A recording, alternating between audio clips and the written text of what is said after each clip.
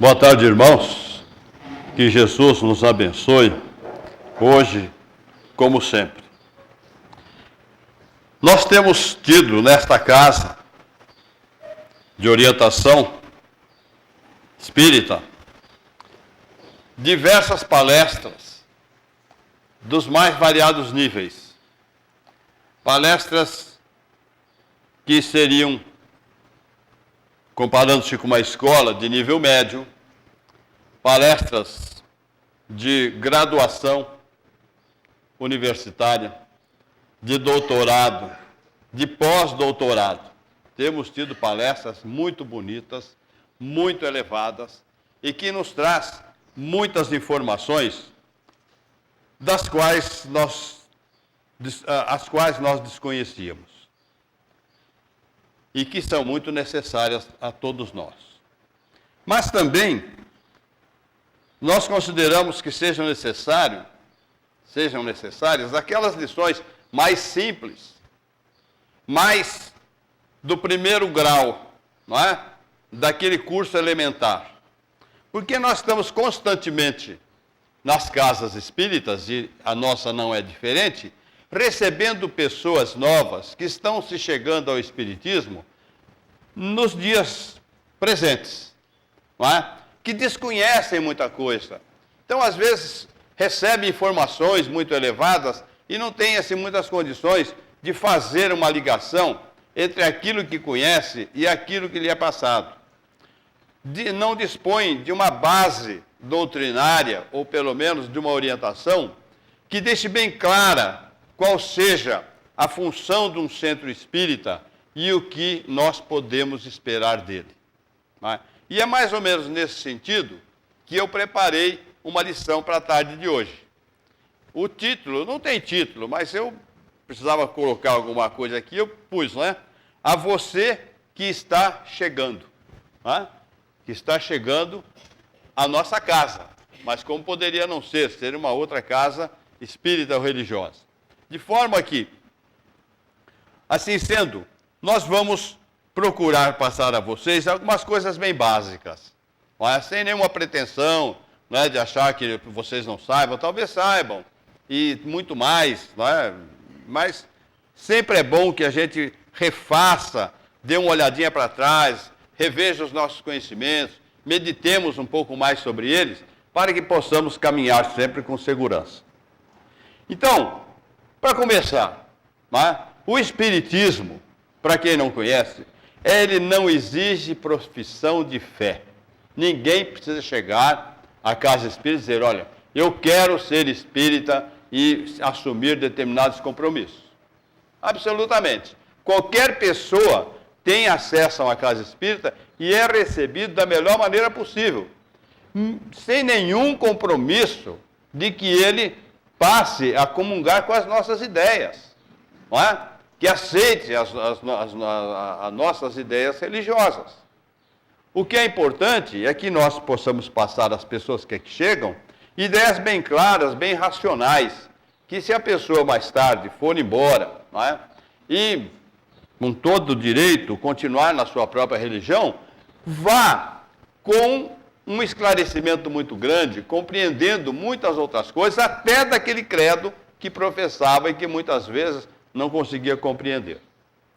Ninguém é obrigado a fazer uma declaração pública, prestar juramento, assinar termo de compromisso ou submeter-se a qualquer cerimônia de iniciação.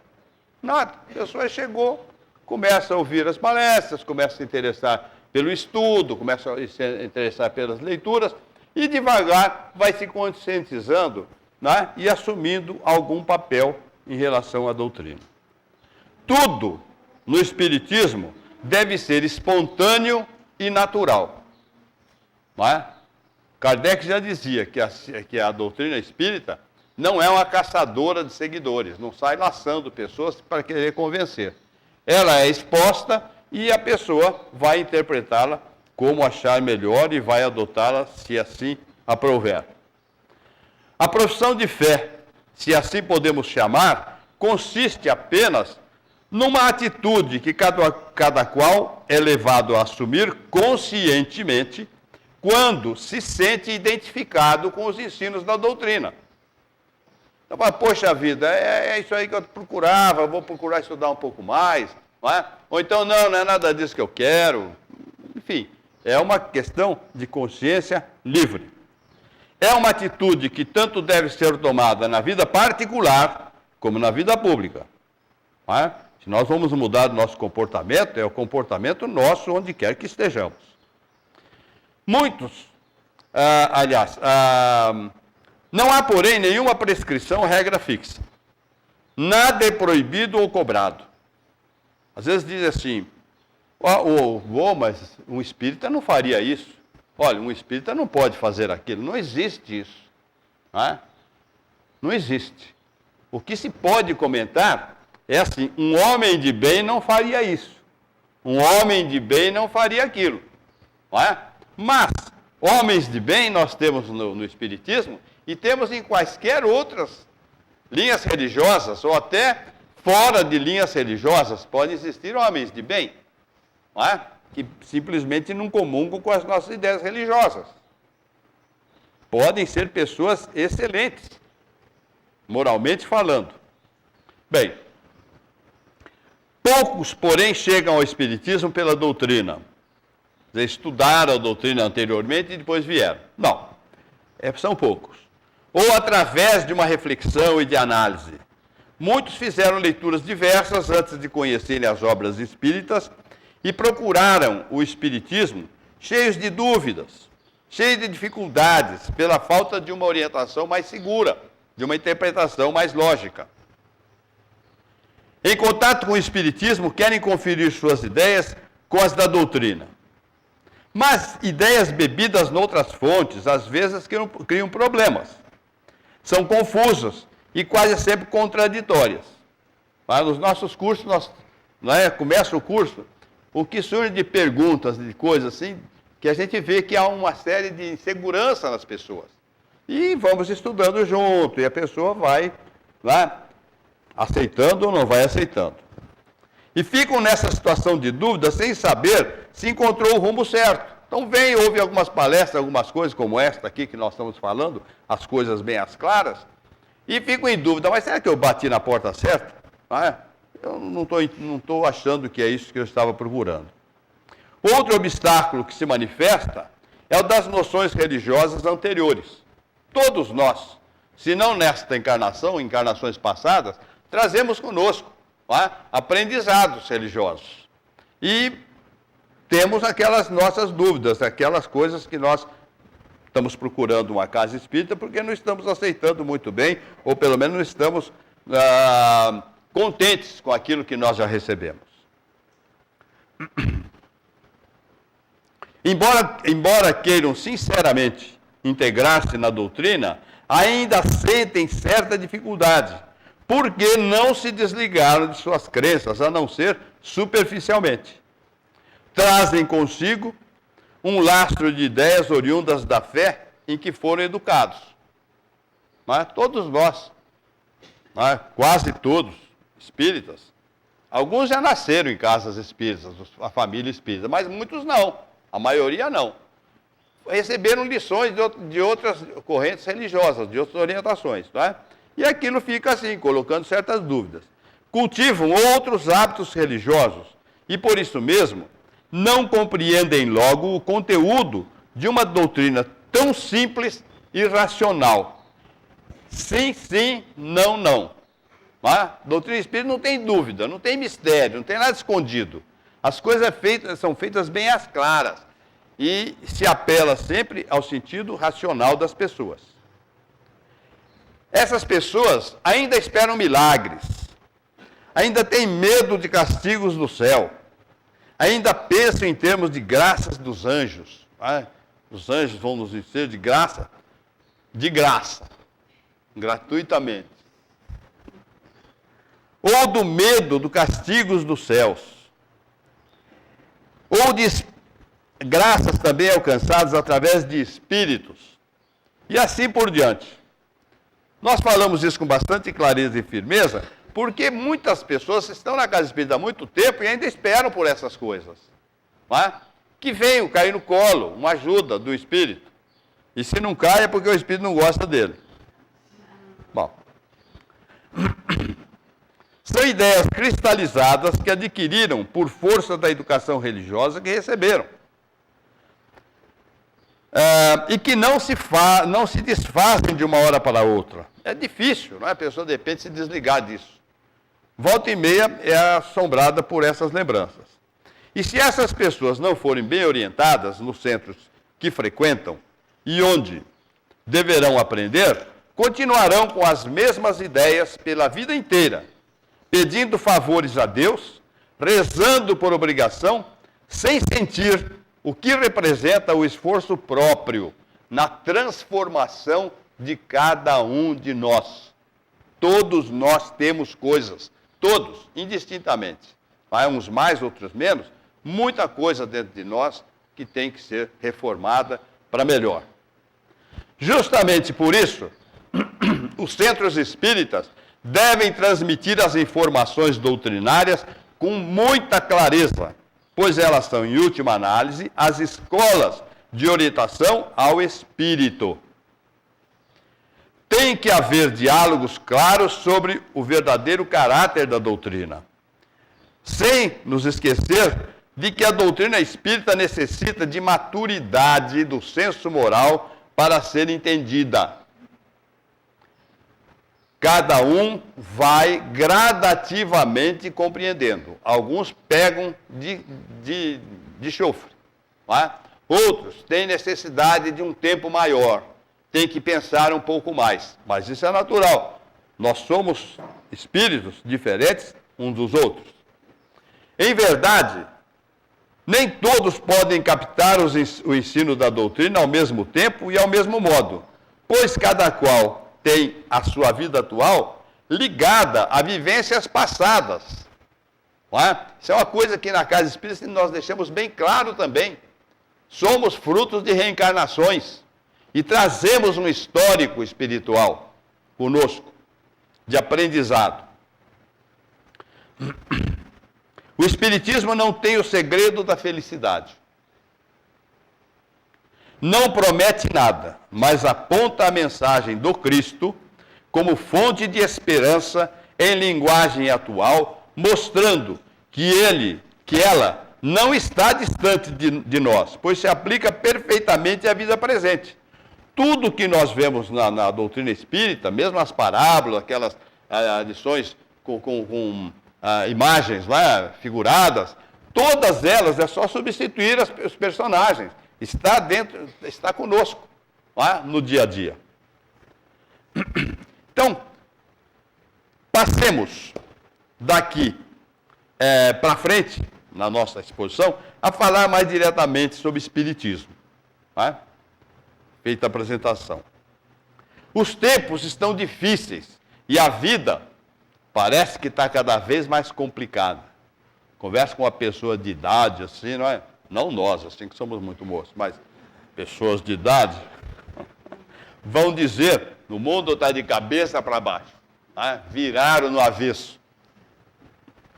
Ele simplesmente está evoluindo. Nós aqui precisamos ter cuidado para acompanhá-lo. Está cada vez mais difícil de se entender o verdadeiro sentido. O que tem sentido para nós hoje? Aliás, parece aos menos avisados que, na verdade, nada tem sentido se quiserem compreender tudo apenas pela nossa curta passagem pela Terra como encarnados. Então, se nós formos analisar essa vida nossa, por isso que nós ficamos pensando, né? E gostamos de passar essas coisas para as pessoas de outros credos. Por quê? Sem a reencarnação, a coisa mais difícil que existe é compreender o sentido da vida. Não tem sentido. Vejam bem. Em consequência, diariamente, mais e mais pessoas se aproximam da casa espírita ou de outras casas religiosas, também em busca de explicações. A escolha é de cada um. Quando nós falamos que todo dia se apresentam pessoas novas à casa espírita, mas não é. Vocês vejam como tem proliferado as outras igrejas, não é? As igrejas evangélicas, Você está andando assim, de repente, igreja evangélica. Daqui a pouco você vai no vizinho seu, tem uma igreja evangélica. Em todo lugar. E estão sempre cheios de pessoas. As pessoas estão procurando alguma orientação. Não é? Agora, se encontrar aquela mesma arenga e coisas ilusórias, a pessoa vai ficar muito tempo esperando. Agora, se encontrar orientações claras, bem definidas, né? Falando coisas lógicas que a pessoa ouça e entenda, resolve o problema dela. Não precisa continuar espírita. Pode continuar orando sozinho para Deus, lá em casa ou em outra religião qualquer, mas entender o sentido das coisas. Qual seria o objetivo de aqui estarmos lutando pela nossa sobrevivência, pelo nosso aperfeiçoamento intelectual e moral, enquanto que outros aparentemente nada fazem e acabam com o mesmo destino? Isto é, passando pelas mesmas enfermidades, com sofrimentos maiores ou menores, por acidentes comuns e chegando a um final semelhante, isto é, morrendo e o corpo transformado em pó. Não é isso que acontece? Se nós olharmos uma vida só, é isso. Que sentido teria, então? Por que precisa ser bom? Daqui a pouco eu morro como o outro ruim morre também e vão virar tudo pó. Vamos conviver com as minhocas por aí. Então, não tem sentido. Não tem sentido. Por mais que a pessoa queira nos esclarecer, não, mas vai para não sei para onde, ficar lá vivendo no meio dos anjos, né, tocando harpa, Deus me livre, né? Uma vida dessa, isso deve ser um outro aspecto do inferno. Uma vida sem ter o que fazer, pelo amor de Deus. Aprendemos que devemos crer em Deus, que a tudo governa, que é justo e bom, e que sabe como premiar os bons, os que sofrem, e castiga. Perdão. É justo e bom e sabe como premiar os bons, premiar os que sofrem e castigar os maus. Oh, que Deus, né? Parece nós. Pelo menos é o que sempre ouvimos falar. Quando ele era criança, né, às vezes os mais velhos, não faça assim que Deus não gosta. Criança assim, papai do céu vira as costas. Deus castiga. E assim por diante. Parece que é como a mãe, né, que o pai chega em casa, ela vem contar tudo que os filhos fizeram para o pai pegar a cinta e... Né, aí o pai fica sendo uma pessoa cruel. Né, joga tudo, a mãe perde toda a autoridade e o pai fica sendo visto como um ferra-brás que chega para justiçar todo mundo. Né? Então, se nós condenamos isso, imagine se Deus faria uma coisa dessa. Os materialistas têm opiniões bem diferentes. Dizem que a morte é o fim de tudo. Morreu, acabou. Nem espírito, nem nada. Acabou. E que são ignorantes ou ingênuos os que acreditam que tudo foi criado por Deus. Que a natureza se autodirige, se autocriou e vai se transformando rotineiramente por obra do acaso. Para nós, essas ideias não têm nenhuma lógica racional. Porque a doutrina espírita, que se fundamenta na ciência, nos diz que todo efeito tem que ter uma causa. Pergunta para um cientista se ele conhece alguma coisa que exista que não tem uma causa para formar aquilo. Ele tem que dizer que tem. Mas existe sempre uma causa. Às vezes ele não sabe a causa. E por orgulho diz que não tem. Mas tudo tem que ter uma causa. E que nada se dá por acaso neste mundo. Então tem que haver, por trás de tudo, um Criador de suprema sabedoria. Essa é uma ideia inata no homem, desde o homem primitivo. Ele sempre sabia, ele traz com ele no espírito essa noção de que ele foi criado por alguma força muito superior. A essa inteligência suprema, criadora de todas as coisas, inclusive de leis naturais, perfeitas e imutáveis, chamamos Deus. Ora, se Deus é perfeito, é a inteligência suprema, que criou com sabedoria absoluta todas as coisas e as leis que rege o mecanismo de todo o universo, não criaria o homem um ser todo especial, o máximo da sua criação, único com condições humanas, dotado de inteligência, de livre-arbítrio e de consciência própria, para definir o seu destino radicalmente após uma única e fugaz existência. Tanto trabalho para o homem, de repente, desaparecer. A inteligência, como nós sabemos, é a capacidade de entender, de pensar e discernir, que só o homem possui.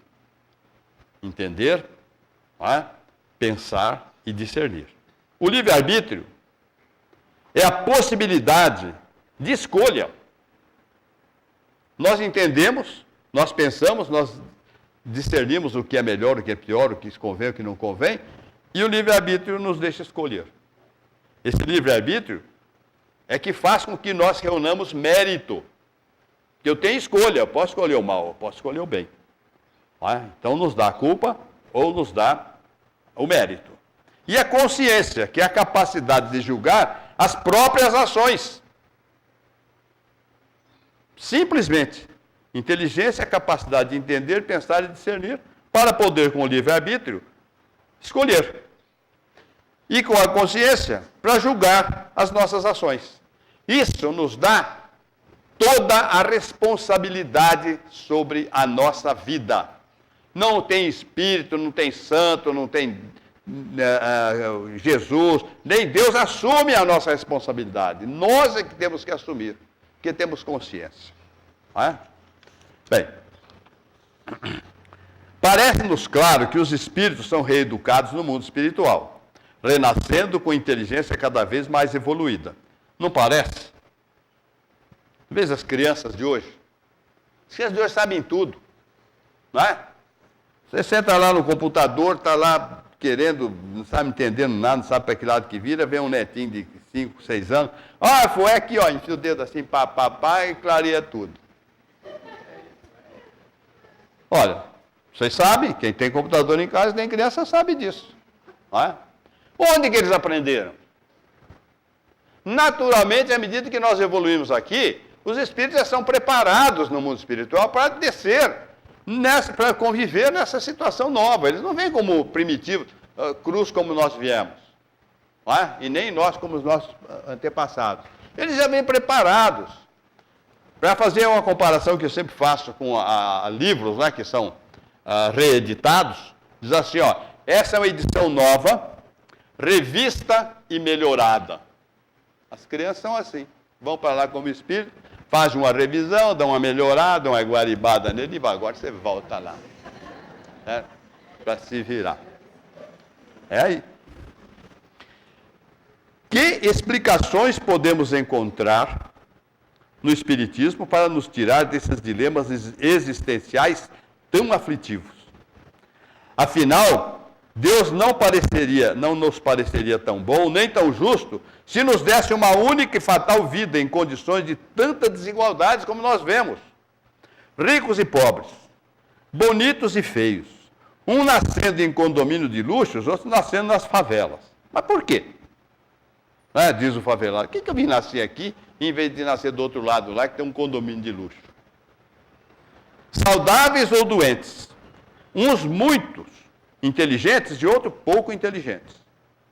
Alguns em famílias bem organizadas e outros em famílias, todas elas esparramadas.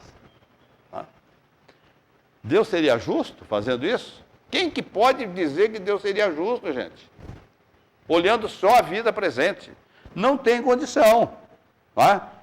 Ninguém nos convenceria da justiça de Deus, da sua bondade. Como poderia dar aos homens um tratamento de tanta desigualdade?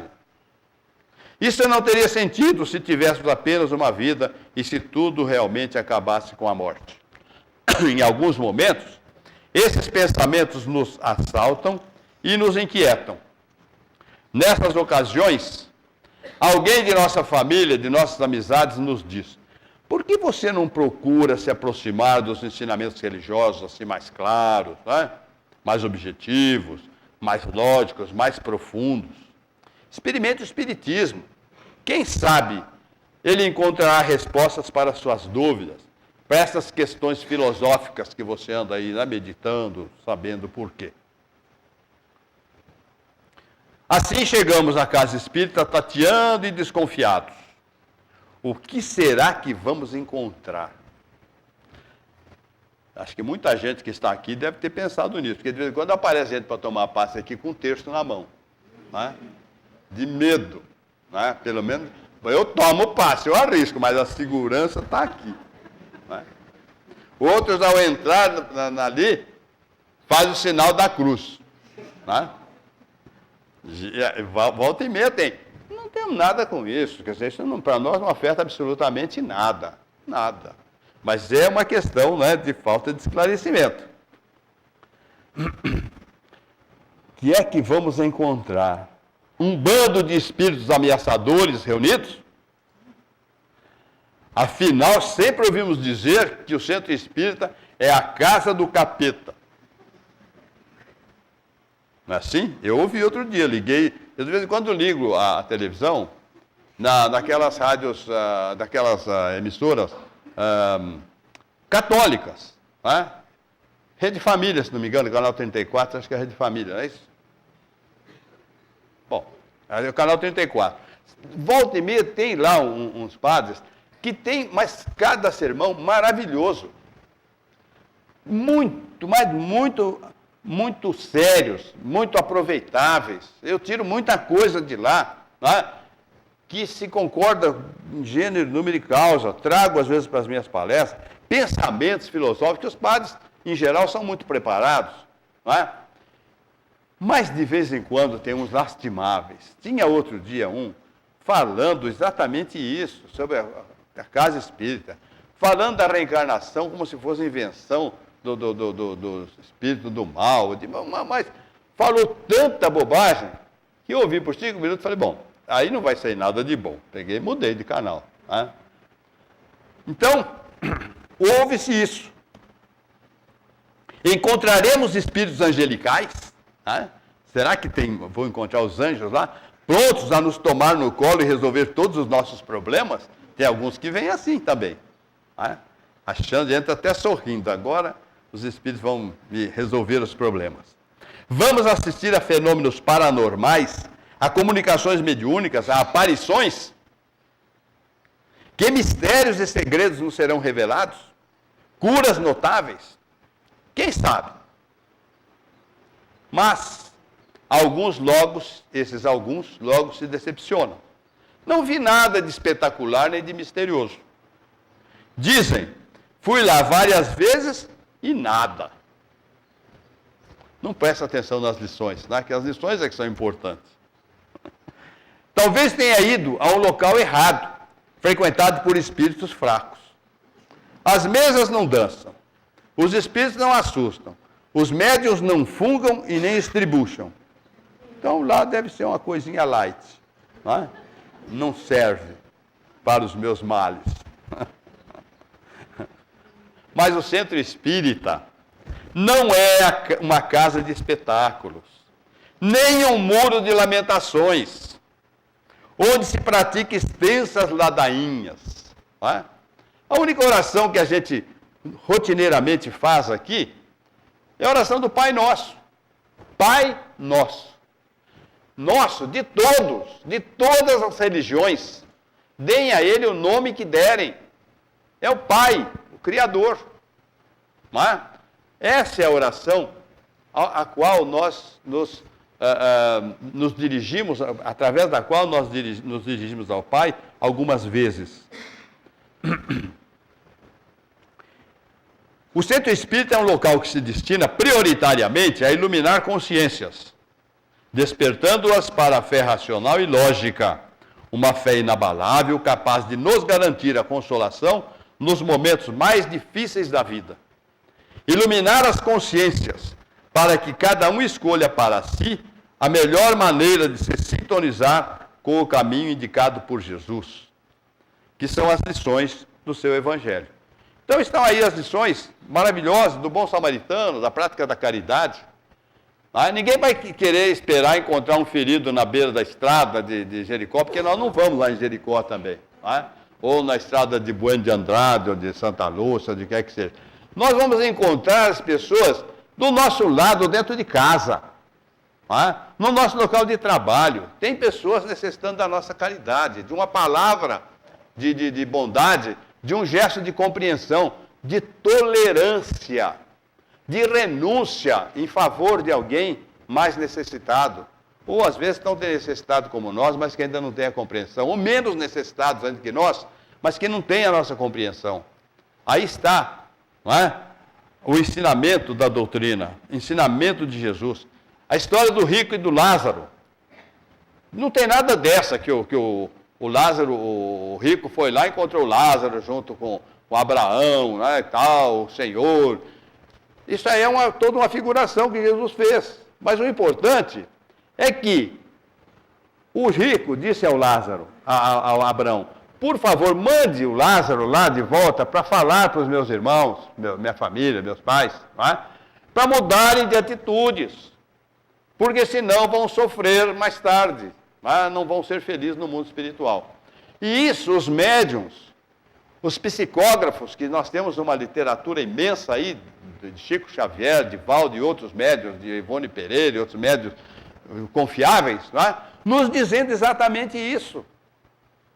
Então está na hora de nós sabermos que aí estão as orientações, no Evangelho estão as orientações para que nós possamos viver melhor aqui, hoje, agora e no futuro. Portanto, a primeira finalidade, a finalidade prioritária nos centros espíritas bem orientados é a de esclarecer. Não é a de curar o corpo, não é de dar passe, é de iluminar a consciência, é de dar uma palavra de esclarecimento, para que cada um, a seu modo, escolha o seu caminho. Não é? E aqui, a nossa casa, nós temos tipos de cursos das mais variadas espécies. Aqui é só cutucar agora? Sim? Então, está aprendendo. Nós temos aqui cursos dos mais variados. Hoje de manhã eu assisti a uma aula aqui, tá? Sobre a evolução do princípio inteligente. Aula maravilhosa, maravilhosa. Clara, bem explicada, bem ilustrada.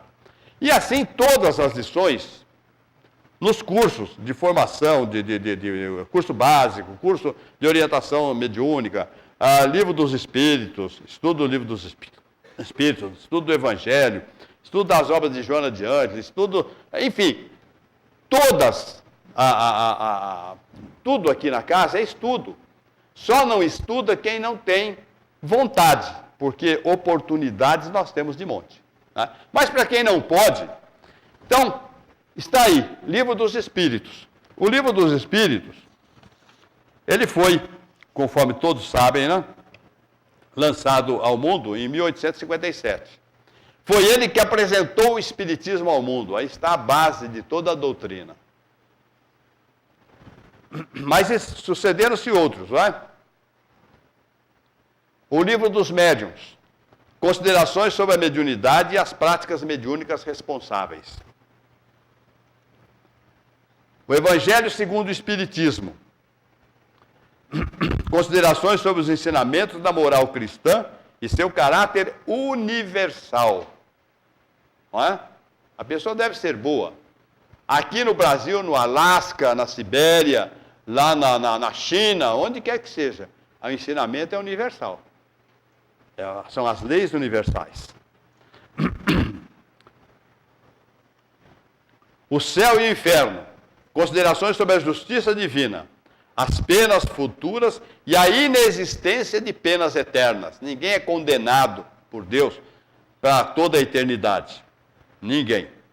As pessoas, às vezes, é que se condena a ficar mais tempo no sofrimento porque não quer se modificar. Mas isso é a opção de cada um, é o livre-arbítrio. Não é? E também a Gênese, que são considerações sobre a criação do universo.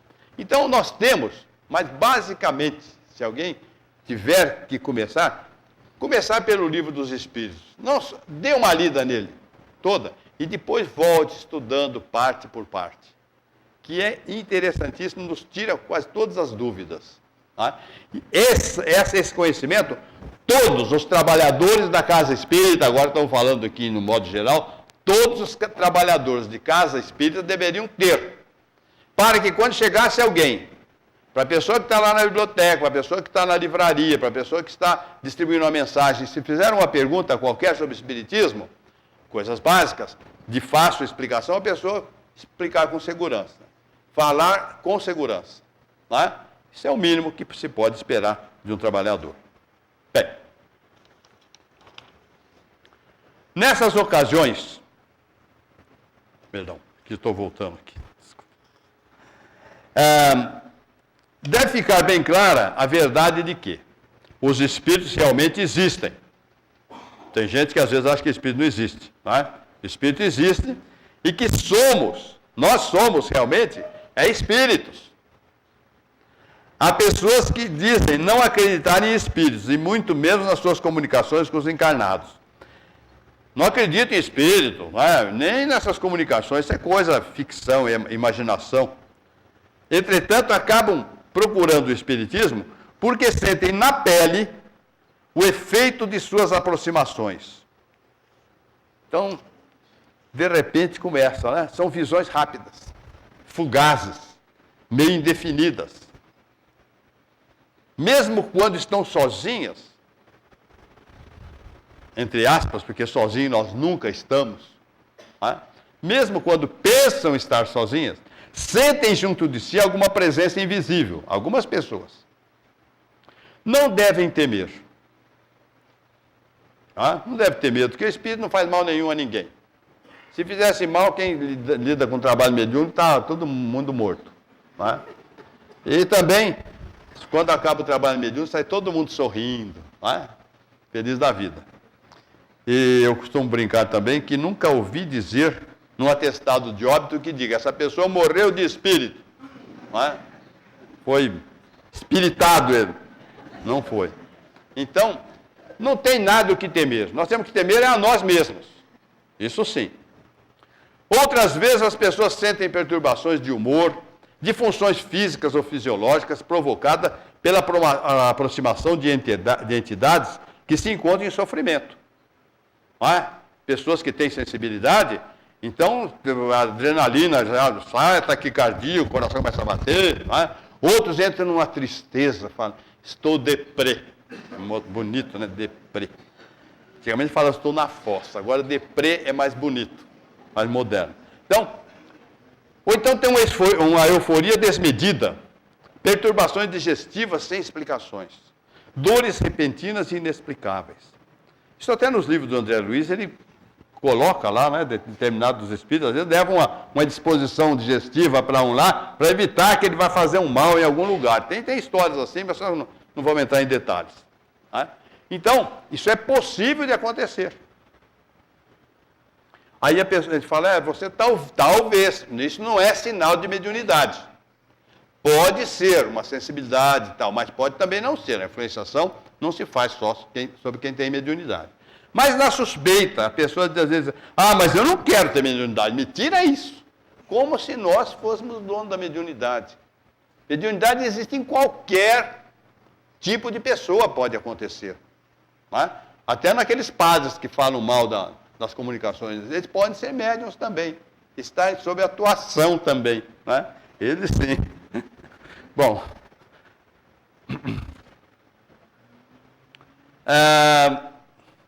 sem nada entender do que esteja acontecendo, se pergunta, puxa vida, mas por que eu?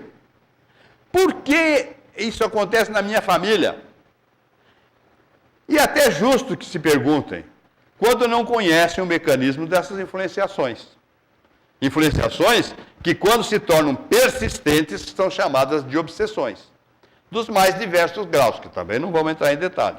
Mas é isso que é a obsessão, a influenciação persistente de um espírito, de um mesmo espírito, sobre algumas pessoas. Para a explicação desses fenômenos, há diversos pontos a serem considerados. Os espíritos, mesmo aqueles que ainda se encontram em situação moral de grande inferioridade, sofrem um rigoroso controle da parte da espiritualidade superior. No mundo da espiritualidade não é esse mundo aqui igual ao nosso, não, ou quem pode mais chora menos, não. Lá existe um controle rigoroso por parte da espiritualidade superior. Uma autoridade moral que eles têm sobre os espíritos inferiores, não é? Ou inferiores, é que eles estão menos evoluídos. Em sentimentos, principalmente, né? Estão ainda apegados a vinganças, a desfolgas, a uma série de coisas desse tipo. Então estão moralmente inferiores ainda. E eles sofrem, então, um controle rigoroso da parte da espiritualidade, e se eles exercem alguma ação sobre os encarnados, aparentemente malévola, só o fazem com a permissão dos espíritos moralmente superiores. Por quê? Porque nós temos dívidas passadas. Nós temos alguma coisa que, às vezes, essa dívida, ela pode ser resgatada com a nossa modificação. Nós mudamos de lado, nós passamos a praticar o bem, agir de outra maneira. Mas se não fazemos isso, se fizermos isso, com certeza poderíamos até ficar sem a influenciação. Mas, se estamos recebendo, é porque estamos necessitando disso também. Geralmente somos grandes devedores. Só devemos. Né? A pessoa que às vezes fala, eu não devo nada a ninguém. Fala abaixo, que se tiver algum espírito por perto, já vem no cangote dele. Né? Nós devemos tudo nessa vida. Desde que nascemos, aos pais, aos professores, aos colegas, amigos, aos namorados. Enfim, a todos. Nós devemos alguma coisa. Claro que devemos. Agora, eu falei, eu não devo nada a ninguém, e está correndo um sério risco de que a espiritualidade, do outro lado, venha mostrar para ele que ele deve sim. Bem, como regra geral, somos todos devedores, portanto, grandes, médios e pequenos. Temos, com certeza, muita coisa a resgatar, mas a intensidade desse resgate depende de uma série de circunstâncias. E a principal delas é o do nosso posicionamento moral nesta vida aqui. Não é? Tudo vai depender do nosso posicionamento. Tudo. Isso não quer dizer que as pessoas de conduta reta, com grandes trabalhos no bem, não possam sofrer dolorosos assédios e resgates espirituais. Pode acontecer. Mas isso acontece quando já estão suficientemente preparadas e fortalecidas. Porque se não tiver nada, que ela vai realmente se transformar com isso. Não é? Ela vai realmente resgatar. Porque se ela não tiver essa condição, seria bobagem os espíritos superiores permitirem. Não é? Então, essa pessoa não merece nem obsessão. Deixa ela de lado. Porque ela não tem compreensão ainda. Então, até para ser obsidiado, nós temos que ter um certo mérito também. Não é? Eles acreditarem que nós podemos mudar. Isso aqui é importante. Quase sempre é o último passo, quando uma pessoa de bem sofre muito, é o último passo para a sua libertação. É aquele saldo devedor. Ah, quanto que falta? Ah, falta mais 10 prestações. Não, paga tudo de uma vez e fica por tanto. Não é? Então dá aquela sofrida e a pessoa fica livre. Não é? Bom. Essas perturbações espirituais nos atingem principalmente para que mudemos posicionamentos que mantemos inadequados. E se isso não ocorre, fica muito difícil de se conseguir sucesso nos trabalhos desobsessivos.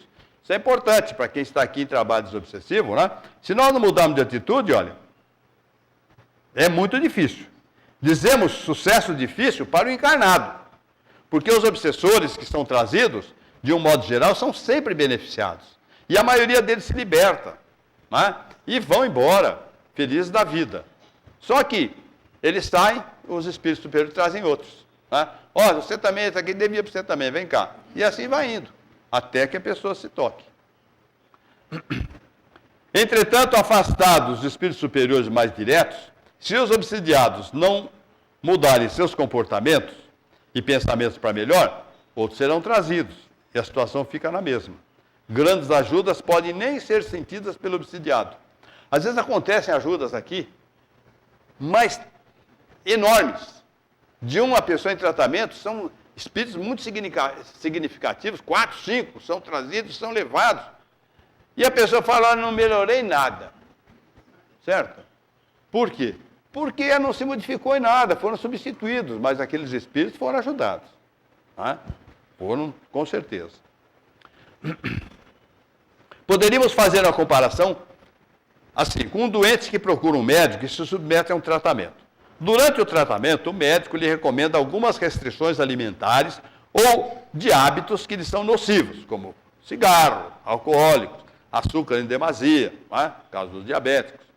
Se durante o tratamento o paciente obedece com rigor às recomendações médicas, a possibilidade de sucesso do tratamento é maior e o tempo necessário à cura, consequentemente, será muito menor.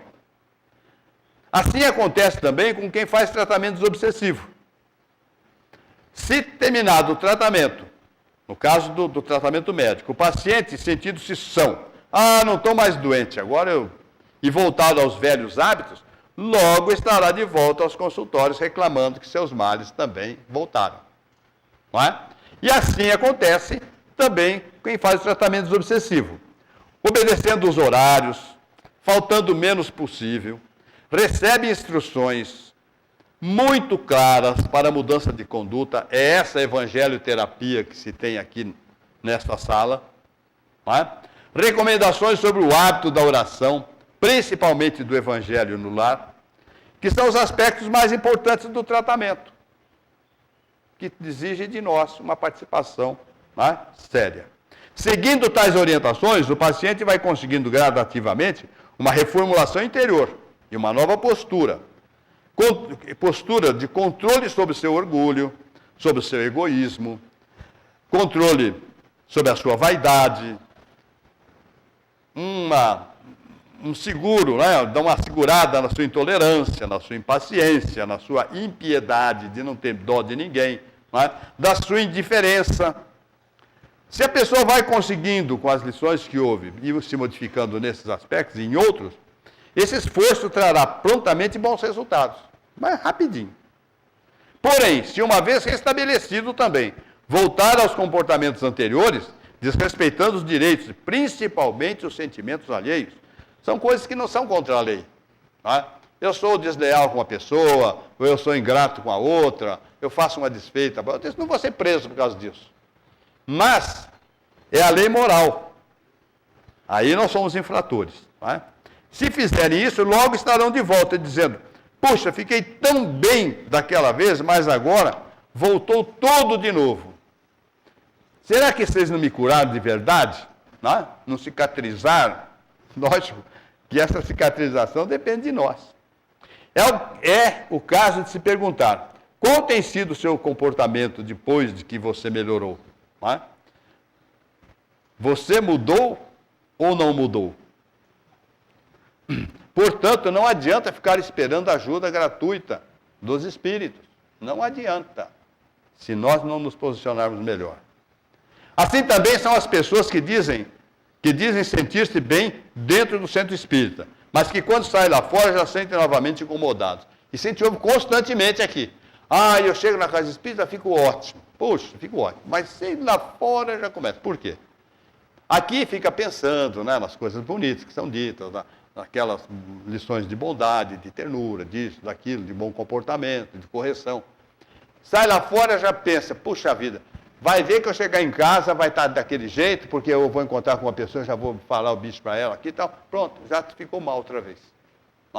Então aqui é uma espécie de um oásis, dá um refresco para os pensamentos, por isso que se sente melhor.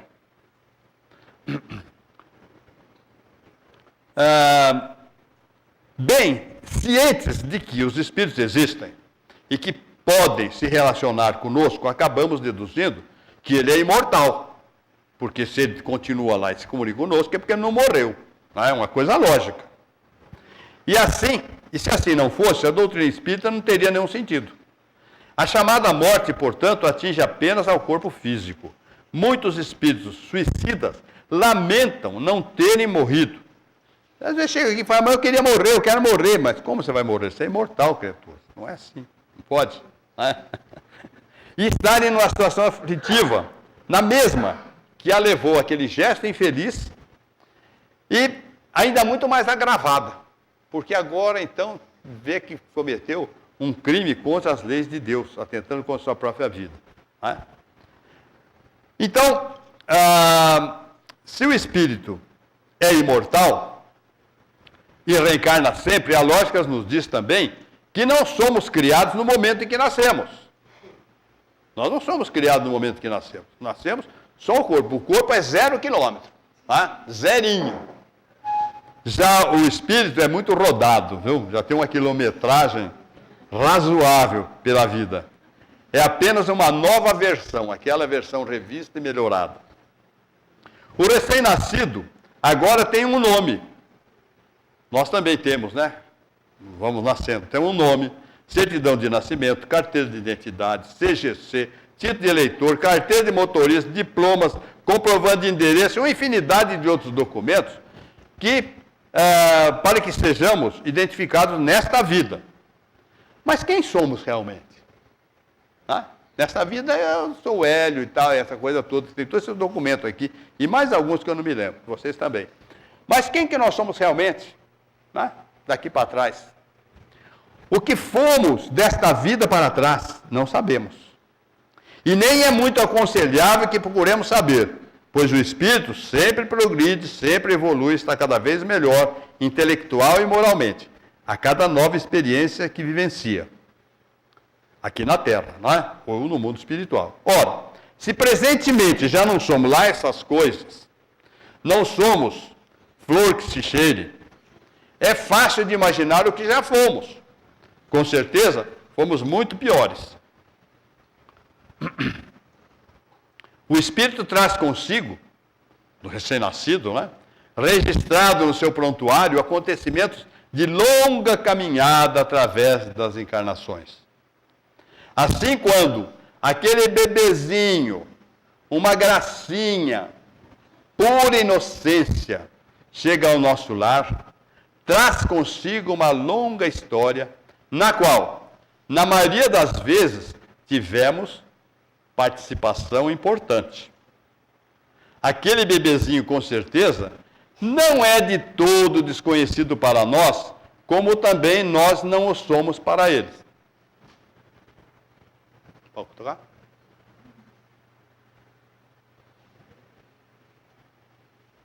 Veja aí, que gracinha. Que será? Não pensa em nada, né? Tá ali, só sorrisos. Olha aí, ó. Que fofinho. Tem até umas dobrinhas aqui, ó. Outros têm uma covinha assim quando sorri. Olha aí. Que gracinha. Bem, depois tem mais. Sabendo disso, quantas dúvidas nos assaltam?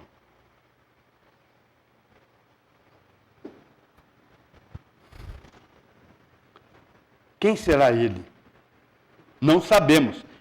E nem ele sabe, pois a presença na carne nos impõe uma espessa cortina que causa o esquecimento, se não de tudo, de quase tudo.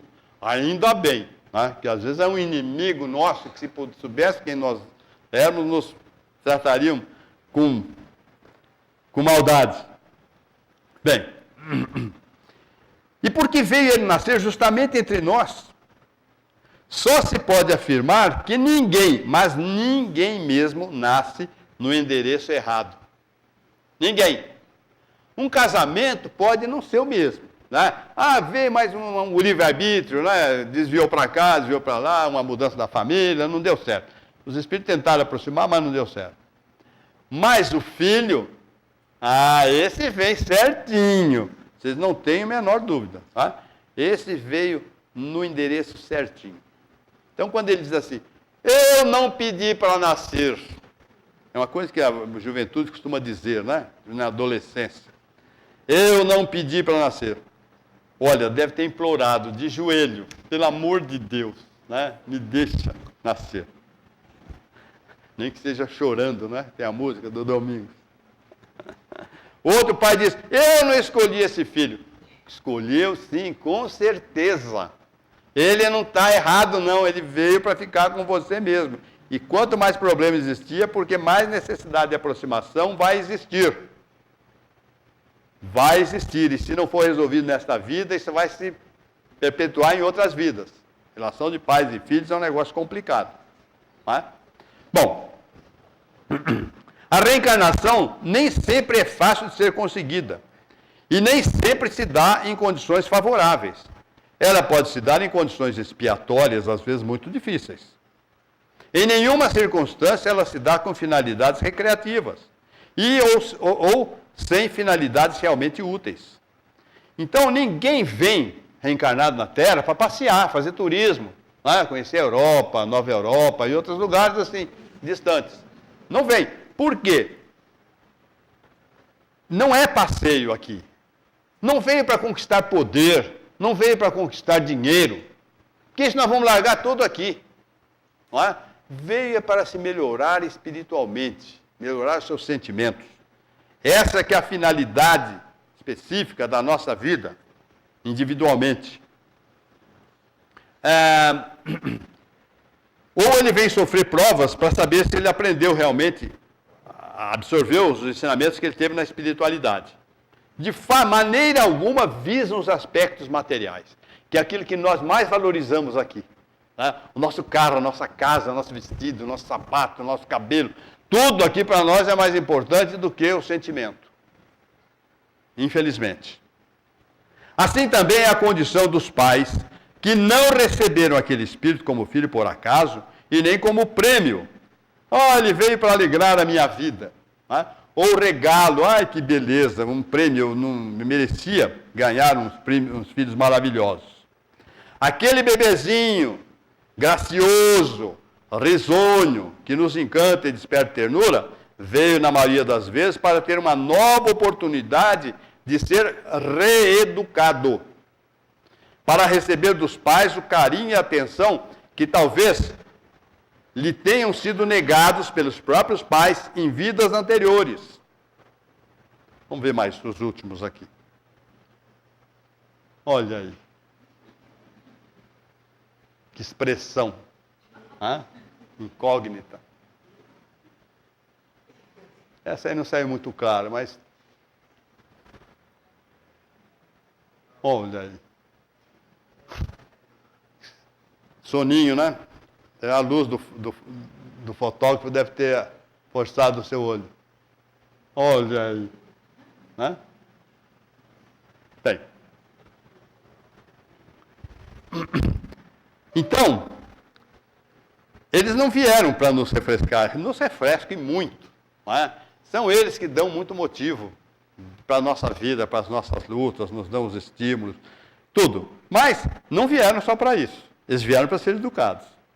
Aquele gêniozinho rebelde que ele parece trazer consigo, pode ser que tenha adquirido em outras encarnações, em convivência conosco.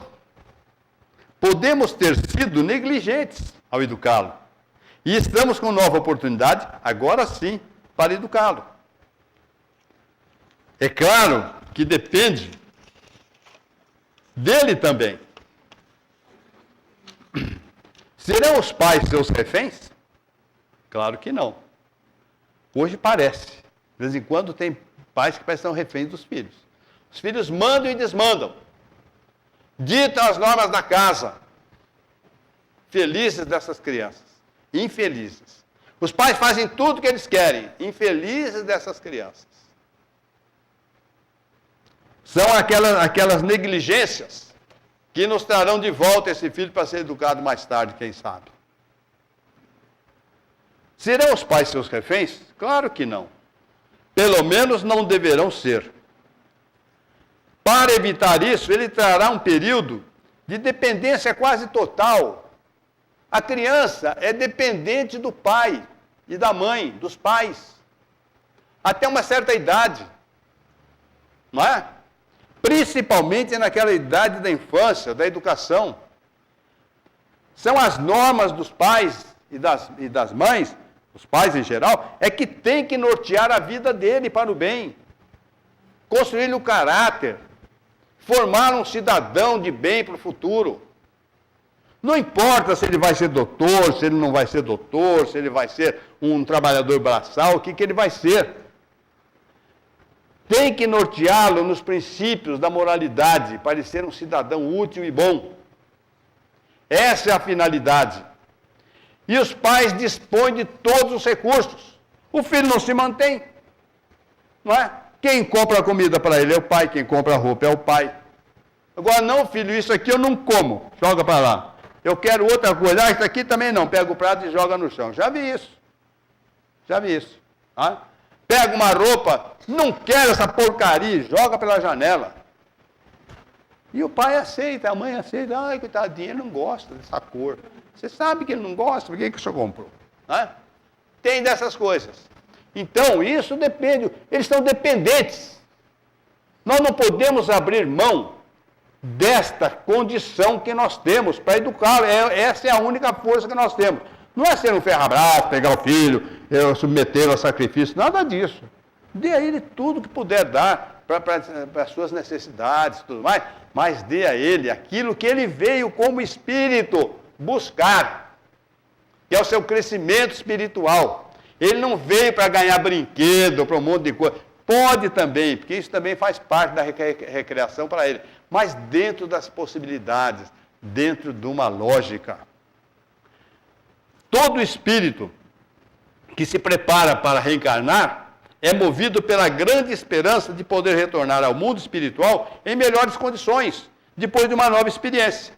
Como que ele vai voltar melhor se ele está sendo educado dessa maneira? É, portanto, do seu maior interesse qualquer ajuda nesse sentido. Mas não será só com prêmios, tapinha nas costas, que iremos ajudá-lo. Ajudá-lo a se tornar melhor é a nossa obrigação prioritária como pais. Não é? Lembrar que ele não, para que ele veio, por que ele pediu a encarnação. A essas vidas sucessivas aqui na Terra damos o nome de reencarnação.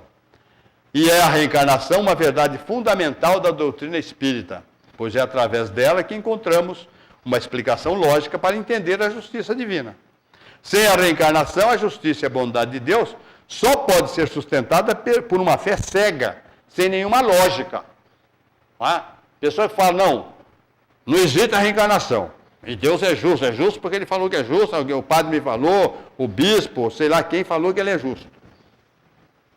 Cegamente, não posso discutir, é um dogma, não posso discutir. É uma coisa ilógica, não pode nos convencer.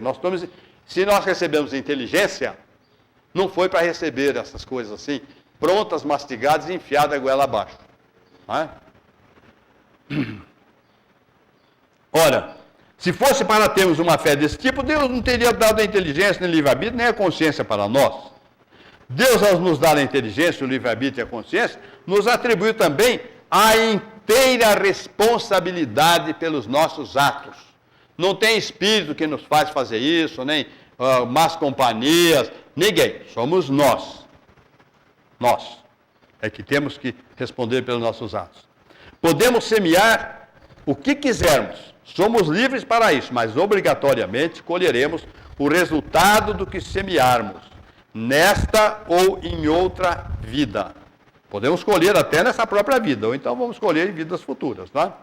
É da lei de causa e efeito ou de ação e reação. Há quem se preocupe muito em saber como foram e o que foram em vidas passadas. Tem muita gente que se preocupa com isso. Quando deveria se preocupar, como está sendo a sua vida presente. Pois é do presente que vai depender o futuro, o dia de amanhã e do depois de amanhã também. A preocupação deve ser, portanto, com o presente, de olho no futuro. Afinal, somos imortais e não podemos nos esquecer disso.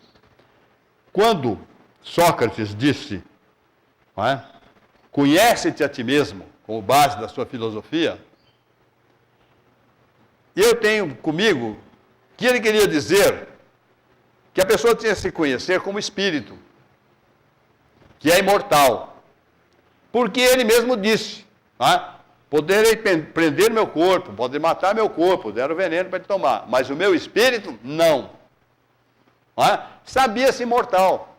Se nós não tivermos a plena consciência de que somos imortais e não vivemos como pessoas pensando na nossa imortalidade, nós não nos conheceremos nunca. Não é? O conhece a ti mesmo começa por aí. Depois vem com as nossas tendências, o nosso comportamento, não é? As nossas aspirações, o que trazemos do passado. Mas prioritariamente, base para tudo, para ter sentido, a nossa busca da evolução é a imortalidade. Com certeza. Se procurarmos apurar nossos sentimentos e nos aplicar na prática efetiva do bem, com certeza colheremos bons frutos, hoje ou no futuro. Falei muito, vocês me desculpem, mas que Jesus nos abençoe.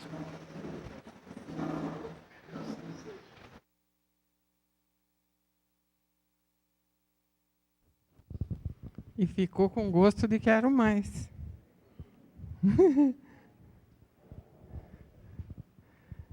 O Hélio tinha se proposto a fazer um assunto assim e realmente atingiu o objetivo, viu, Hélio?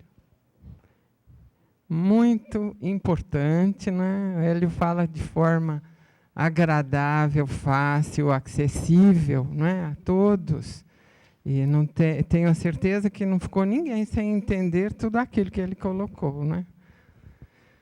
Muito bom. Vamos, então, agradecer a Deus por mais esta oportunidade.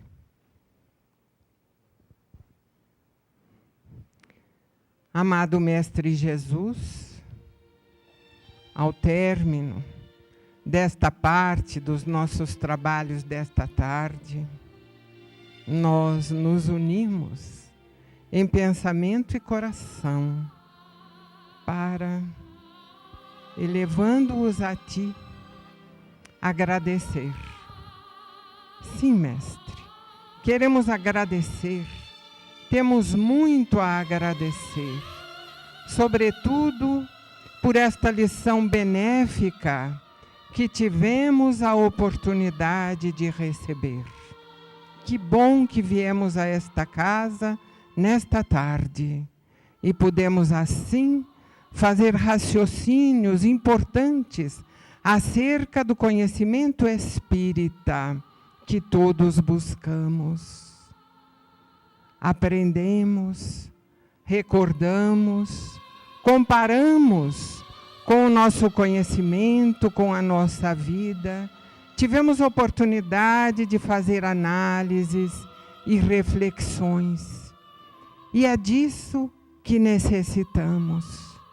Que possamos refletir sobre a própria vida, sobre os nossos pensamentos, as nossas atitudes, a nossa maneira de ser, para que daí possamos, sim, retirar comportamentos melhores, reflexões mais profundas e mais amplas acerca da própria vida, que possamos deixar de lado tantas bobagens que ocupam, muitas vezes, os nossos cuidados, os nossos pensamentos, perdendo tempo precioso que deveríamos usar, adquirindo conhecimentos novos, lendo obras absolutamente sérias, para podermos enriquecer a nossa vida e assim vivermos melhor. Obrigado, mestre e amigo, por todas as oportunidades que disponibilizas a cada um de nós. Recebe o nosso agradecimento e pedimos que possas abençoar a cada um de nós que aqui está, com bênçãos de coragem, bom ânimo, disposição, vontade de aprender, de progredir. Bênçãos de paz, mas não aquela paz do não fazer nada, mas a paz de arregaçarmos as mangas e irmos em busca do conhecimento, do esclarecimento, da prática, dos ensinamentos do Evangelho explicados à luz da doutrina espírita. Abençoa nossos lares, nossos entes queridos, nossos familiares. Abençoa todos aqueles que sofrem. E até, Mestre, aqueles que nem sequer te conhecem. E que nesta hora de bênçãos e benefícios, possamos orar contigo, levando a nossa prece a Deus, o nosso Pai, o nosso Criador, este Pai amoroso e bondoso, que nos deu a ti como orientador. E assim, com profunda humildade e imensa fé, dizemos: Pai nosso,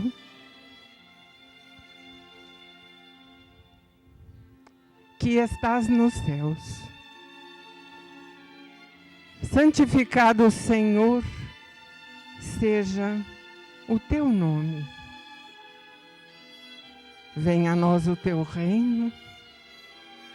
Seja feita a tua vontade, assim na terra como nos céus. O pão nosso de cada dia, dá-nos hoje, Senhor. Perdoa, Pai, nossas dívidas, assim como perdoamos aos nossos devedores.